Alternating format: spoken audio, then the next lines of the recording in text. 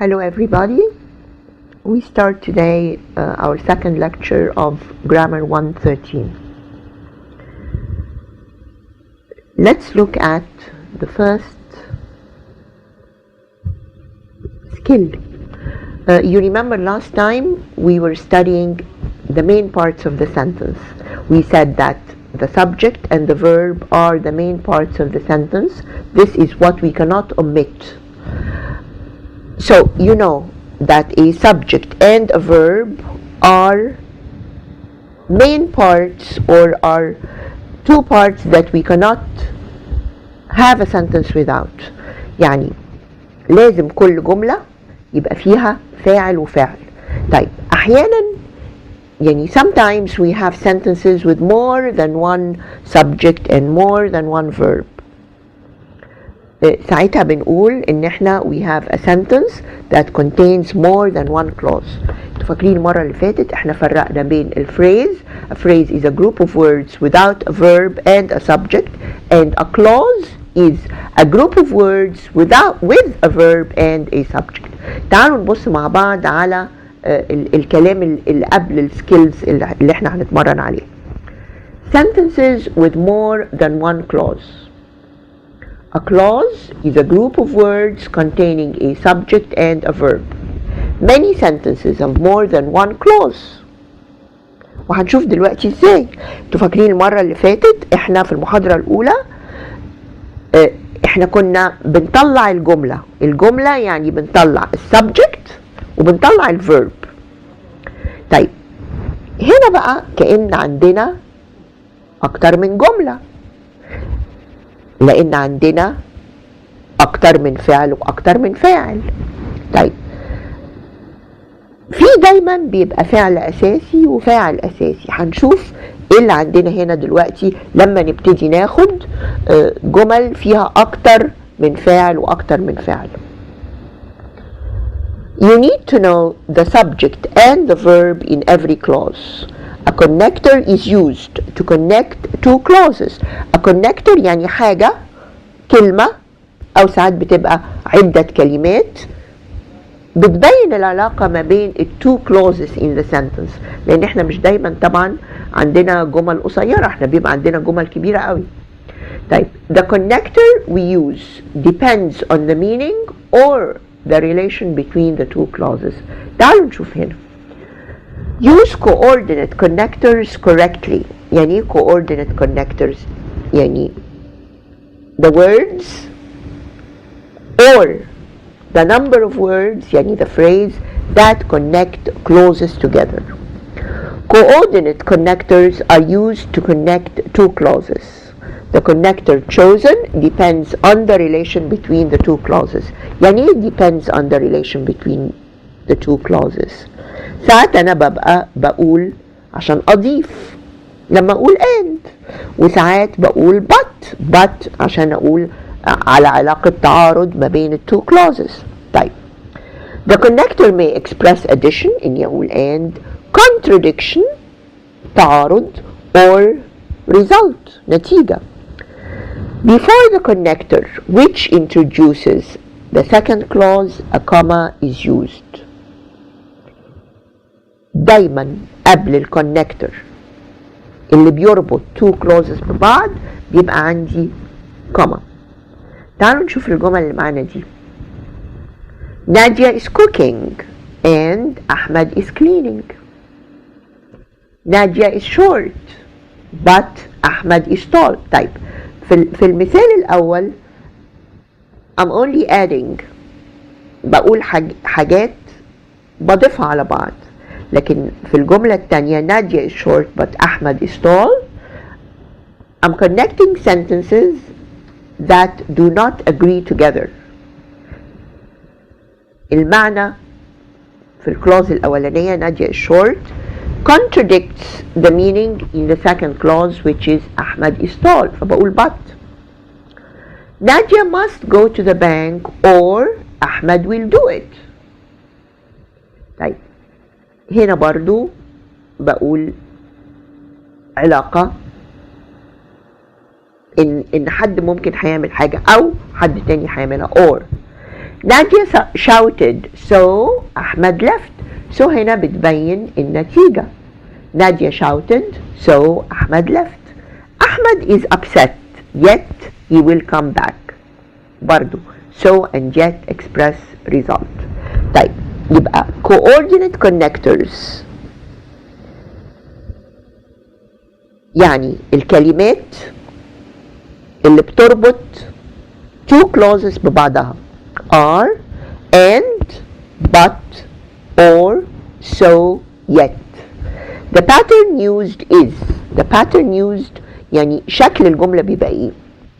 بيبقى عندي subject and verb اللي هو الترتيب العادي للجملة، وبعدين عندي coordinate connector اللي هو أي واحد من الخمسة دول، and then you have the subject and the verb، وزي ما انتوا شايفين S for subject، V for verb وبعديهم comma.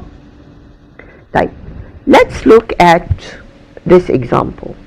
This is the kind of example you will have in the exam. It rained heavily. The electricity went out. طيب بيبقى عندي 4 اختيارات. Then the electricity went out.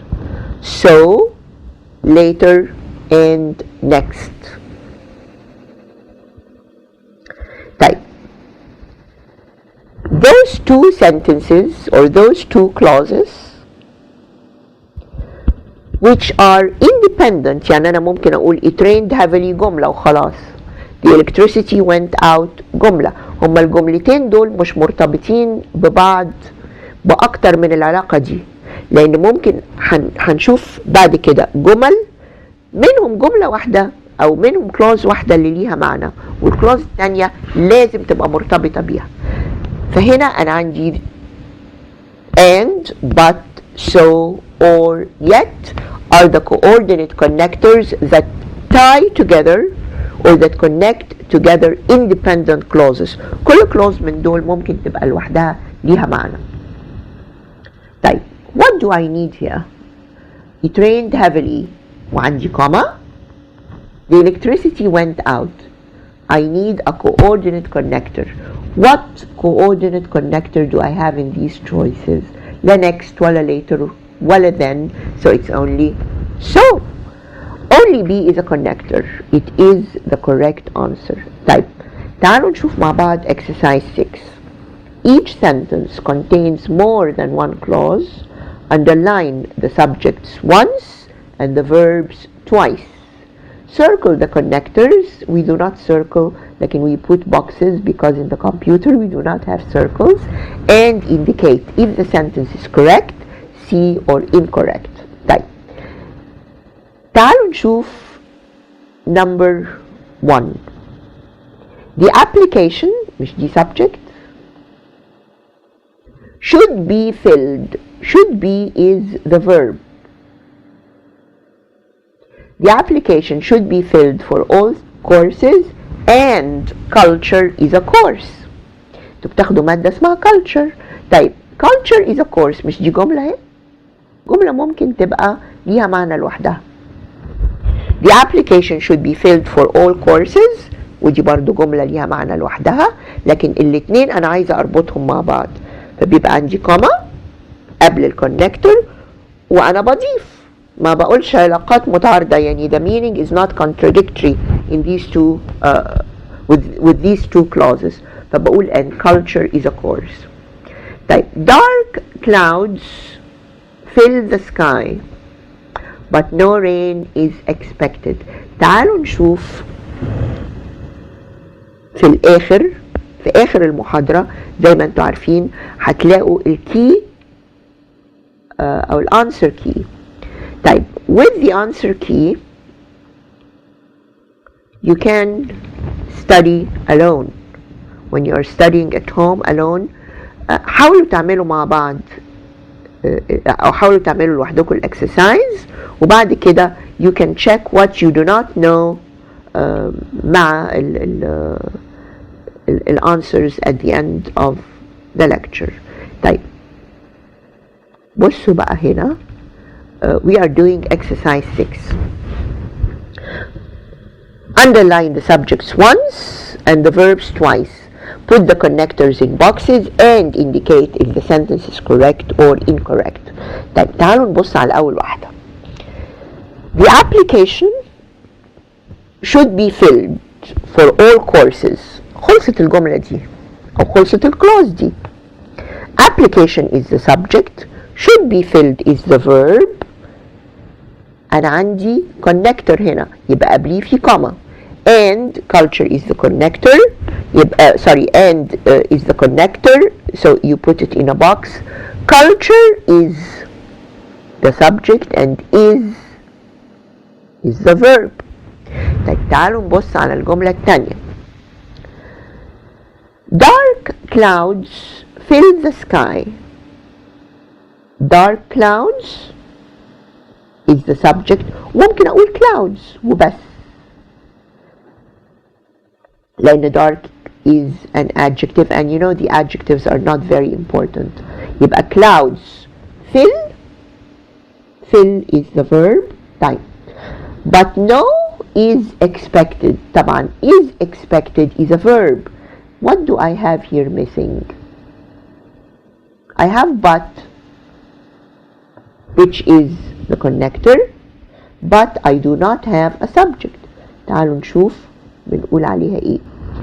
The sentence is wrong because there is no subject for the verb is expected. يبقى ممكن أقول but no rain is expected. طيب شوف الجملة اللي بعد كده. He is trying to buy a car. He has been looking for one for 3 weeks. He is trying to buy a car. وعندي comma. He has been looking for one for 3 weeks. He is the subject, is trying is the verb. عندي subject تاني he و has been looking is another verb. What do I miss here? I do not have a connector. The sentence is wrong because there is no connector. ممكن أقول أصلحها بحاجات كتير. ممكن أقول he is trying to buy a car but he has been looking for one for 3 weeks، يعني لسه ما اشتراش. ممكن أقول as he is trying to buy a car. As he is trying to buy a car. بس دي في الحقيقة هتخلي الجملة مش coordinate sentences، هتخلي الجملة another type of sentence. فممكن هنا ما أقولش as he is لكن أقول but.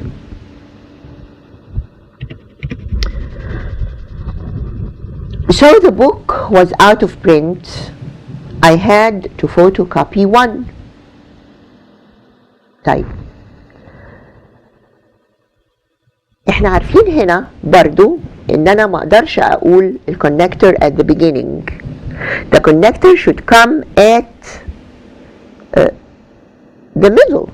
لان انا لو عايزه اقول حاجه في الاول هعملها حاجه تانية خالص. هقول because the book was out of print I had to photocopy it. طيب لو احنا عايزين نحط so ممكن اقول هنا so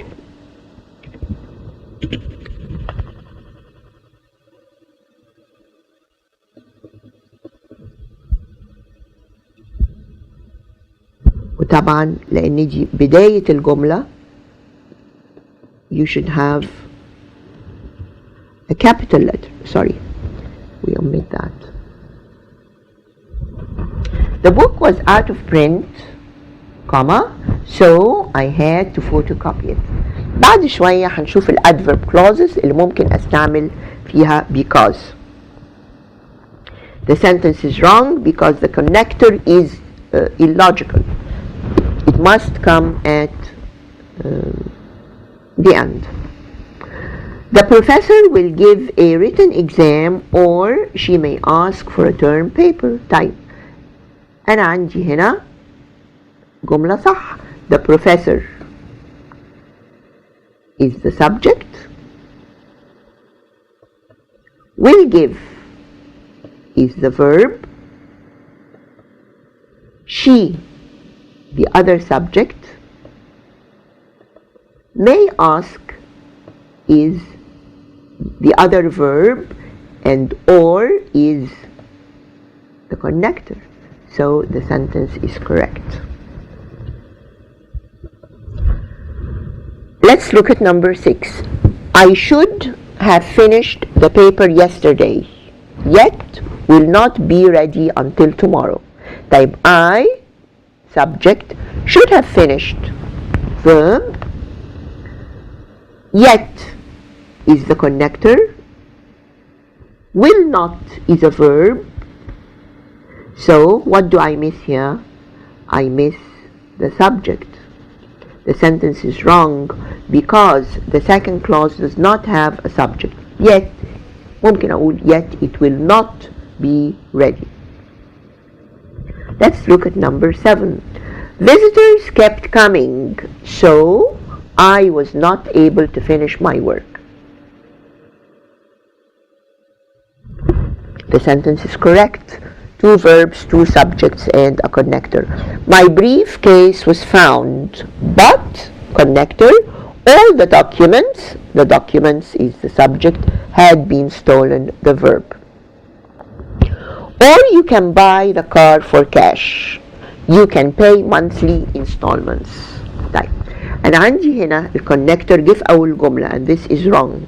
The connector comes to connect the 2 sentences, and it is preceded by a comma. The sentence is wrong because the connector should not come at the beginning of the sentence. ممكن أقول you can buy the car for cash, or you can pay monthly installments. Let's look at number 10. نجيب محفوظ, subject, was awarded, ممكن أقول was awarded كلها هي الفعل, the Nobel Prize. He did not go to receive it. What's missing here is a connector. A connector that expresses contradiction. فما أقولش and he did not, لازم أقول but he did not go to receive it. طيب تعالوا نرجع تاني لskill number 7 and we do the exercise together. Alright, let's look at skill 7. Adverb, time and cause connectors. طيب احنا الأول كنا مسمين الكونكتورز التانية coordinate connectors. احنا بس كنا مجرد ان احنا يعني we were relating 2 clauses together. هنا بقى يعني all the clauses we are relating to the main clause are adverb clauses, and we are going to have a number of them. يعني في السكيل دي احنا عندنا time and cause connectors. كل الكونكتورز اللي عندي يا اما بتعبر على الوقت الزمن يا اما بتعبر عن السبب. تعالوا نقرا مع بعض اللي مكتوب هنا. Adverb time clauses answer the question when. يعني أنا كل جملة عندي بيبقى فيها an adverb clause. If I ask the question when, the adverb clause will be the answer. And adverb cause clauses answer the question why. برضو إذا سألت السؤال يعني if I ask the question why, then the adverb clause will give me the answer. تعالوا نبص مع بعض. The lecture started before I arrived. If I ask the question when, يعني هقول when, أنا عندي خدوا بالكم دايما لما أسأل سؤال أسأل حسب الزمن اللي الجملة فيه. هنا عندي the lecture started, this is past tense. So my question should also be in the past tense. فهقول the lecture started, هقول when did the lecture start. الإجابة before I arrived. طيب cause I missed the lecture because I was late. هسألك هقول برضو I missed past tense. Why did you miss the lecture? The answer will be because I was late. فهنقول ان الكلاوز الأولى دي is an adverb clause of time, والتانية is an adverb clause of cause بتقولي السبب. This is one pattern of adverb clauses in English. The clause which is introduced with the connector is the adverb clause. طيب أنا دايما عندي one clause which is introduced with the connector يبقى بقول عليها ال adverb clause. طيب punctuation is very important in English. The use of commas and the use of full stops, this is very important. طيب if it comes in the middle of the sentence, we do not use a comma. يبقى ال adverb clause اللي بتبتدي بالconnector, if it comes at the beginning of the sentence, we have a comma. If it comes in the middle, we do not use a comma. The other pattern is when it comes at the beginning of the sentence, and in this case we use a comma after the adverb clause. Let's look at the sentences. Before I arrived, comma, the lecture started. Because I was late, I missed the lecture. عارفين ليه؟ ليه في comma هنا؟ لأن زي ما انتوا عارفين ده جزء غير أساسي من الجملة. في صحيح هو في فاعل وفي فعل، لكن it is introduced with a connector. It is an adverb clause. يبقى the adverbs and adjectives give extra meaning to the sentence. دي حاجات بتدي إضافة، معنى إضافي في الجملة. لكن ممكن أقول بس the lecture started، لكن مش ممكن أقول before I arrived. ممكن أقول I missed the lecture، لكن مش ممكن أقول because I was late. Because I was late is an adverb clause. Before I arrived is an adverb clause. لكن the main clause is in the first one the lecture started, in the second one I missed the lecture. يبقى لأن ده جزء مش أساسي وجاي في الأول لازم يتفصل بكوما. إذا جاي بعدين ما احطش كوما. طيب the following chart is a list of adverb time and cause connectors and the patterns used with them. طيب هتلاقوها في جدول كده time and cause. بقول as، وخدوا بالكم يعني هنا بقول time، بقول كل دي are time clause connectors، ودي are cause clause connectors. هتلاقوا مثلا as هنا و as برضو مع cause، لأن كلمة as ممكن بيبقى ليها معنى زمني وممكن يبقى ليها كمان معنى سببي. alright؟ طيب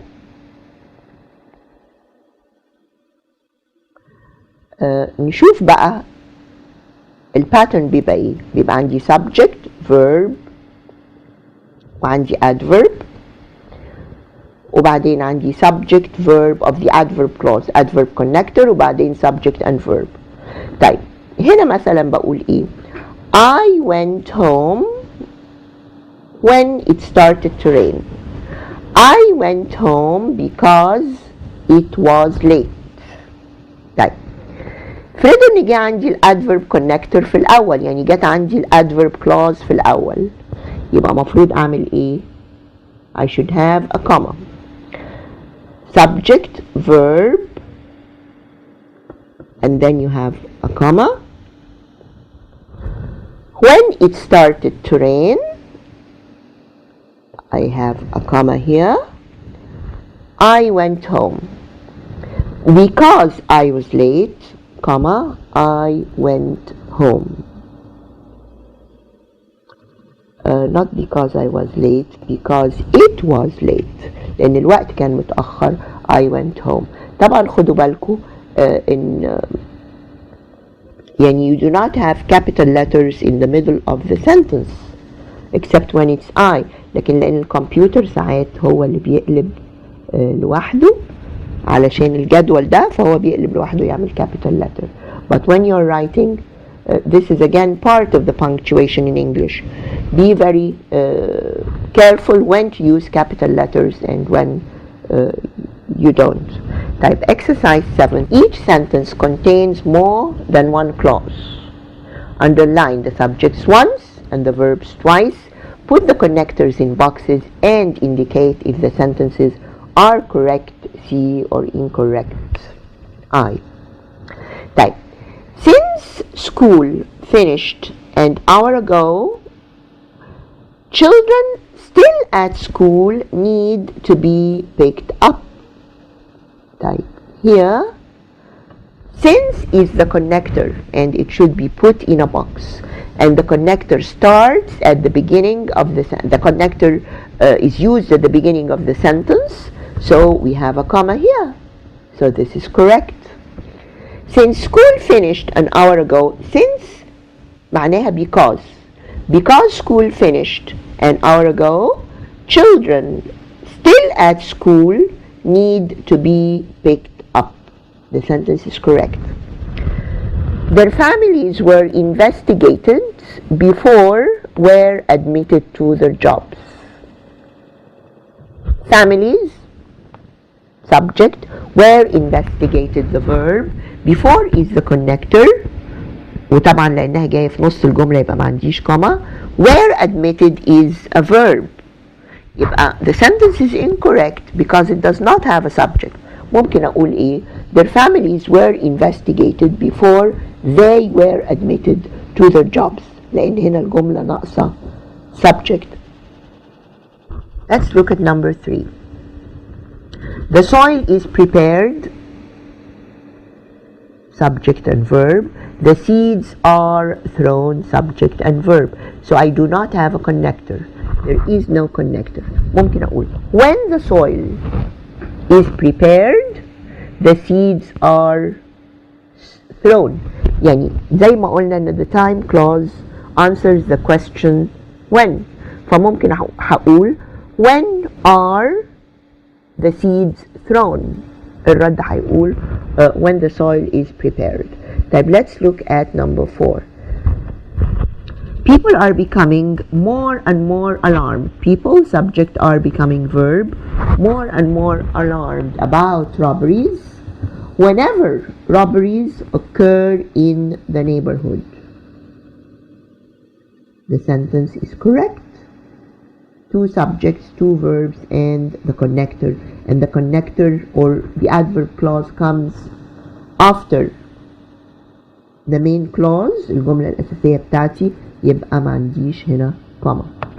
We can start the lecture now that is a noun, is a time clause connector. Now that it is 1:30. Alright, بما إنها 1:30. We now that يعني because it is 1:30 يبقى this is a cause, an adverb clause of cause. Valuables unsafe. Valuables subject. Unsafe ما عنديش هنا verb. Until a safe is installed in the cupboard in every hotel room. فرضا ان انا مش عارفه هنا معنى الجمله، لكن انا عندي هنا valuables unsafe.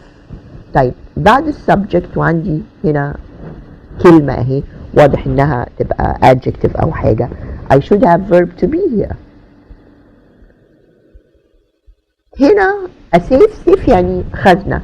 is installed يعني بتتركب in the cupboard in every hotel room. The sentence is wrong because the first clause does not have a verb. ممكن أقول valuables are unsafe until a safe is installed. Alright, let's look at number 7. Once the invitations are written, يعني once يعني when. Once the invitations are written, can be sent to the guests. طبعا عندي comma لأن ال adverb clause comes at the beginning. Can be sent is the verb, but I do not have a subject. The sentence is wrong because the main clause main clause اللي هي ما فيهاش الكونكتور does not have a subject. ممكن أقول once the invitations are written they can be sent to the guests. Let's look at number 8. Because the changes in the timetable were not advertised, comma, and this is correct. Changes subject were not advertised is the verb. Many people, subject, missed the lectures. Let's look at number 9. The teacher is going to be quite upset. طيب ادي subject وادي الverb. As long as they do not behave in class with the children, as long as they do not behave in class. All right? Inasmuch as voters do not have enough information about the elections, the result cannot be accurate. Inasmuch as يعني because the voters do not have enough information about the elections, the result cannot be accurate. This sentence, by the way, should be wrong because you have the adverb clause at the beginning, so the result cannot be accurate. I should have here a comma to separate the adverb clause from the main clause. كده الجملة صح. Alright? طيب, let's look now at skill number 8.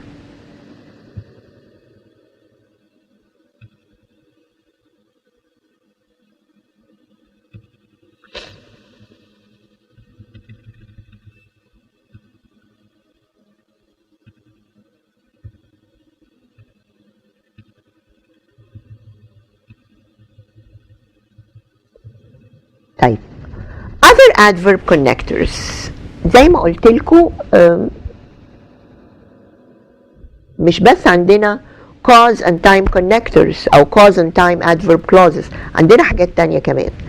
Besides time and place, adverb connectors can also express a number of other ideas such as contrast, condition, manner, and place.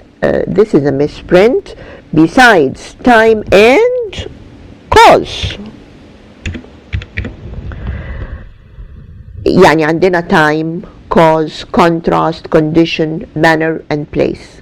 All adverb clauses have the same pattern as time and cause clauses. The same pattern يعني بيجي إذا جت adverb clause at the beginning, you should have a comma. If it comes in the middle, you do not have a comma.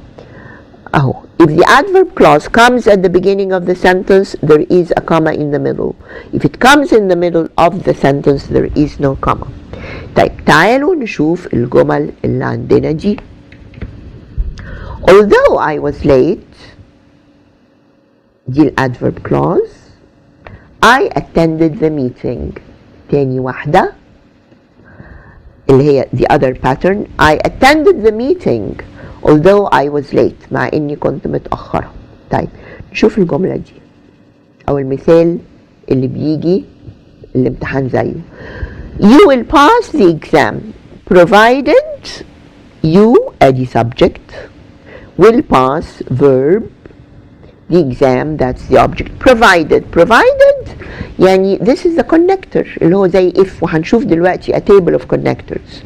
يبقى what do I need here؟ طبعا I do not have a comma بعد أو قبل provided because it comes in the middle of the sentence. لكن what do I need here? I need a subject and a verb. لو بصينا ما نقدرش نقول provided studying.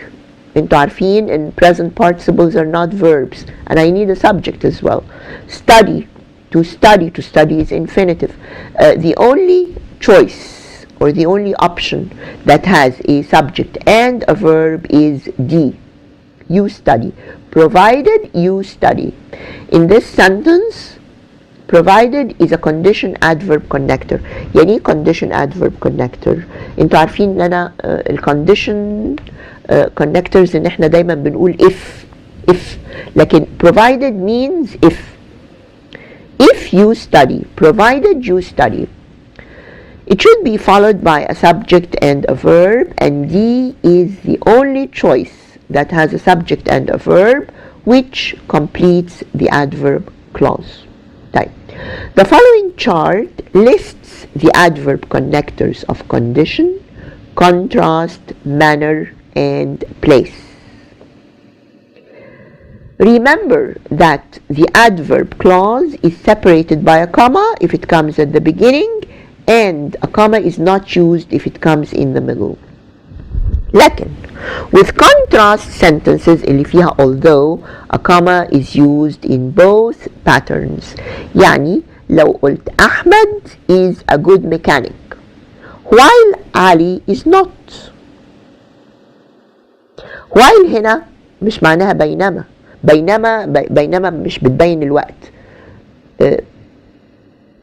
while ممكن تدي معنى الزمن لكن ممكن كمان تدي معنى التعارض. اما اقول احمد is a good mechanic، احمد ميكانيكي كويس while علي is not، بينما علي ما هوش ميكانيكي كويس. هنا بتفيد التعارض. هنا هنعرفهم مع بعض لانهم محطوطين في تشارت. condition if، كل الحاجات دي على فكرة معناها if او if not. طيب لو قلت if in case provided providing unless and whether these are adverb clause connectors of condition. contrast لو قلت although even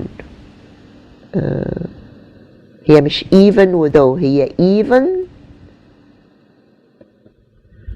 احاول اهي even though وthough while whereas all these express contrast. manner as in that.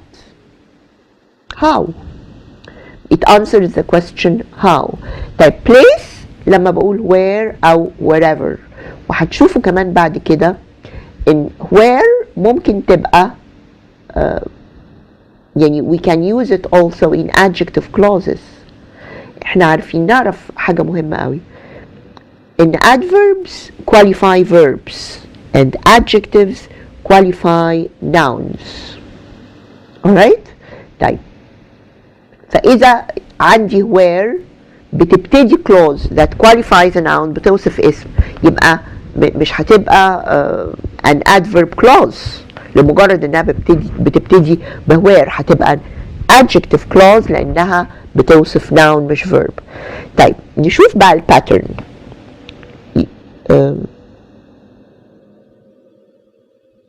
لا you do not have a verb, you have a subject and then you have a verb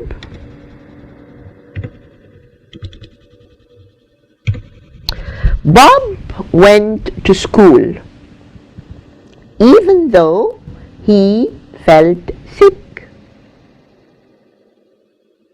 طيب إذا جه عندي الادverb clause at the beginning فهقول even though and there is a misprint here, it needs a G. even though Bob felt sick يبقى عندي comma he went to school. note ناخد بالنا a comma is often used in the middle of the sentence with a contrast connector. لما يكون عندي contrast connector بستعملها برضو لما يكون عندي الجملة ابتدت في الوسط. يعني هنا هقول even though Bob felt sick وده العادي هيبقى عندي كوما، لكن هنا برضو Bob went to school كوما even though، وطبعا زي ما انتوا عارفين you do not choose capital letters in the beginning except in the beginning of the sentence. تعالوا نبص هنا على الجملة اللي جاية.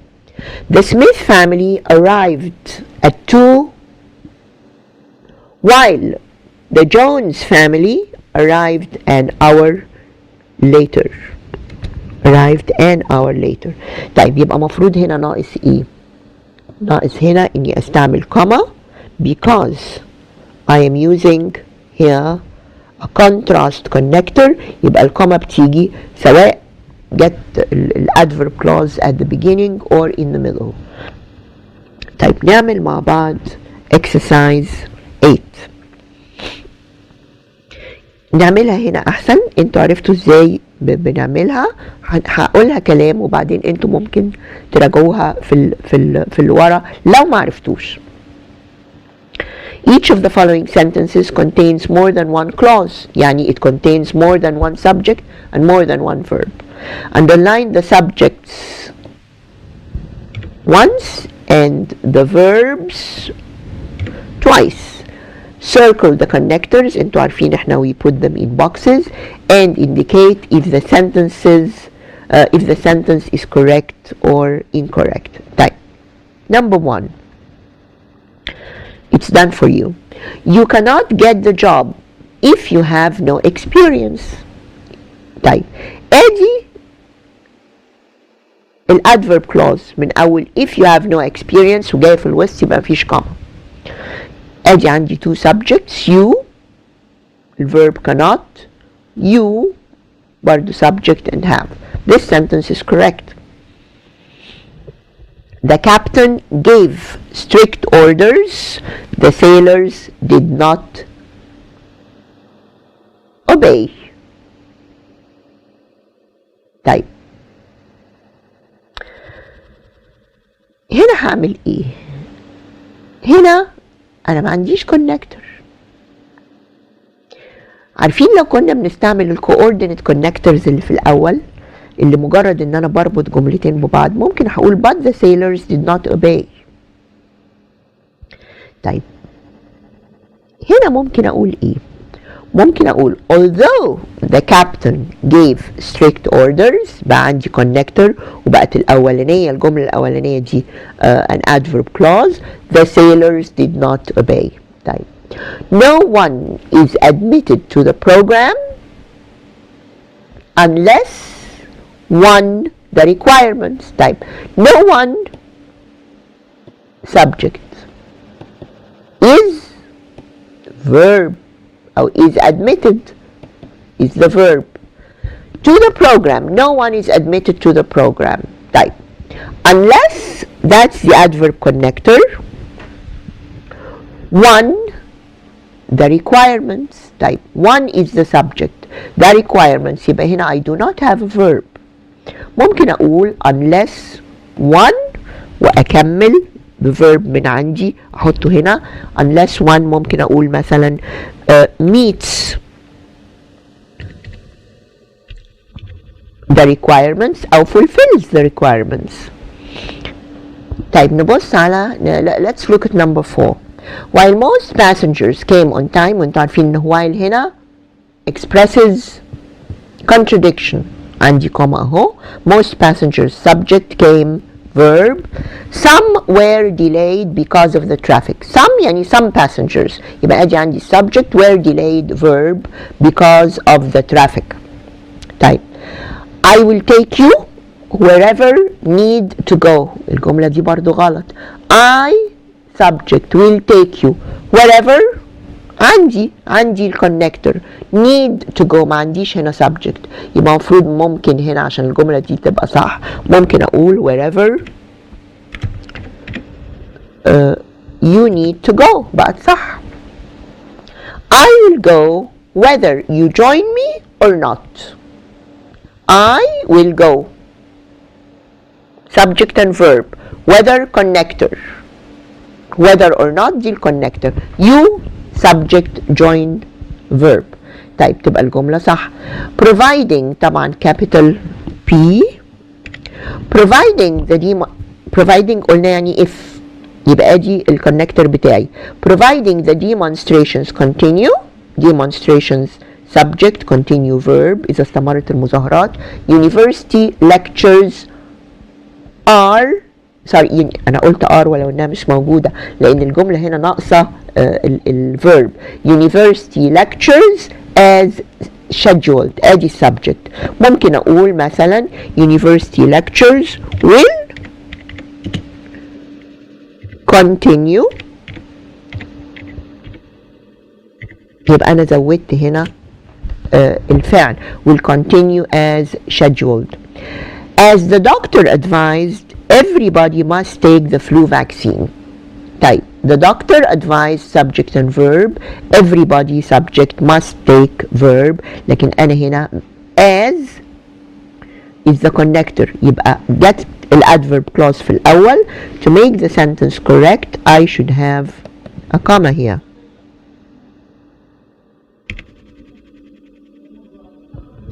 Type number 9. This washing machine will be more expensive than usual in that يعني because it has a dryer as well. الجملة دي صح. in that connector وجاي وراها it subject has verb، وهنا طبعا عندي this washing machine subject will verb. طيب the last one. though it had been cloudy all day the sun is shining now. طيب الجملة دي كمان صح. though connector though it had been cloudy all day وعندي اهو الكوما the sun is shining now. alright. طيب we are going to continue with lecture 2 in the second part of your CD. Thank you very much. We meet again later.